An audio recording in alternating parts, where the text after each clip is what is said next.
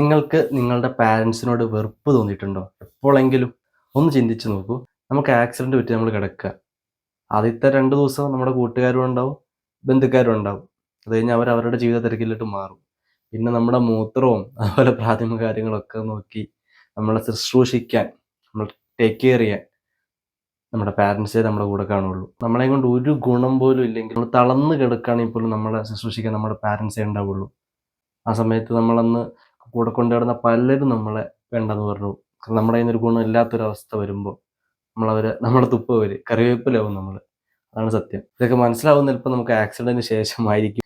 പലരും എന്നോട് പറഞ്ഞതാണ് കേട്ടോ അത്. നമ്മുടെ പാരൻസിന്റെ വാക്കിനുള്ള റെസ്പെക്ട് കൊടുക്കുക, അവരോട് മാന്യമായ രീതിയിൽ തന്നെ സംസാരിക്കുക, ദേഷ്യപ്പെടാതെയും. പാരൻസും നമ്മളും തമ്മിൽ ജനറേഷണൽ ഗ്യാപ്പ് ഉണ്ട്. അതുകൊണ്ട് തന്നെ പല കാര്യങ്ങളും നമ്മൾ പറയണ അവർക്കും മനസ്സിലാക്കാൻ പറ്റിയെന്ന് വരില്ല, അവർ പറയണ നമുക്കും മനസ്സിലാക്കാൻ പറ്റിയെന്ന് വരില്ല.